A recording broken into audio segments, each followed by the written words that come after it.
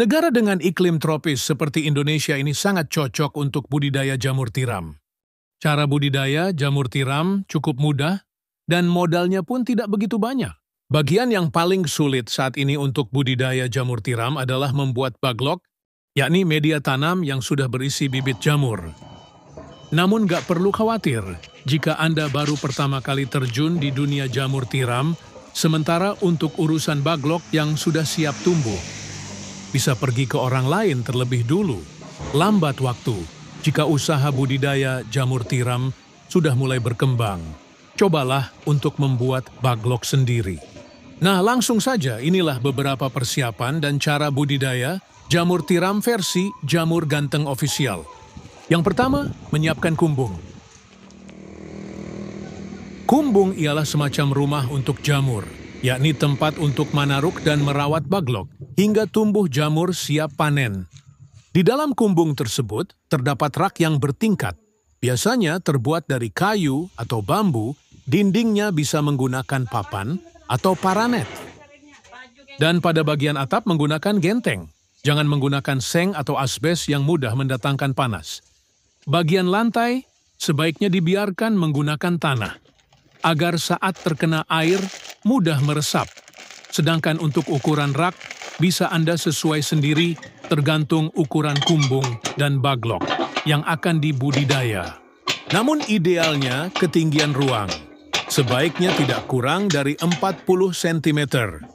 Rak bisa dibuat 2 hingga 3 tingkat, lebar. Rak 40 cm dan panjang setiap ruas rak 1 meter. Setiap ruas rak bisa memuat 70 hingga 80 baglok. Kemudian menyiapkan baglok.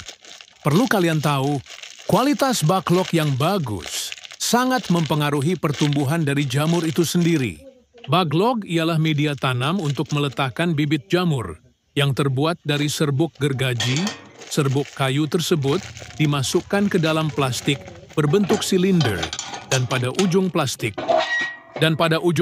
diberi lubang, di mana lubang tersebut nantinya jamur tiram akan tumbuh keluar. Saat ini baglok jamur tiram YJ berbobot 1 kg dijual, kisaran harga 3.000. Cara merawat baglok. Pertama, silahkan letakkan baglok pada rak yang sudah berada di kumbung. Anda bisa menyusunnya secara vertikal atau horizontal. Jika menyusun secara horizontal, berarti lubang baglok berhadapan ke samping. Sedangkan jika secara vertikal, maka lubang baglok menghadap ke atas. Namun biasanya, untuk para pemula lebih milih untuk menyusun baglok secara horizontal.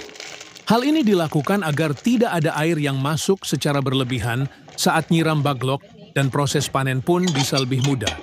Kapan penyiraman dilakukan? Penyiraman penyemprotan dilakukan setelah panen pertama jamur tiram. Baru dilakukan. Penyiraman biasanya dilakukan sebanyak 3 kali dalam sehari. Lakukan penyiraman dengan sprayer atau sistem kabut frekuensi. Penyiraman 2-3 kali dalam sehari tergantung suhu dan kelembaban kumbung. Proses panen. Inilah proses YG terakhir, yakni panen budidaya jamur tiram. Bila baglok yang digunakan permukaannya telah tertutup sempurna dengan miselium, biasanya dalam waktu 1 hingga 2 minggu sejak pembukaan tutup baglok. Baglok yang memiliki bobot sekitar 1 kg akan menghasilkan jamur sebanyak 0,7 kg. Jamur akan tumbuh dan sudah bisa dipanen jika dirawat dengan baik dan benar. Baglok jamur bisa dipanen hingga 4-5 kali panen. Setelah itu, baglok dibuang atau bisa digunakan bahan ompos. Pemanenan dilakukan terhadap jamur yang telah mekar dan membesar tepatnya bila ujung-ujungnya telah terlihat meruncing.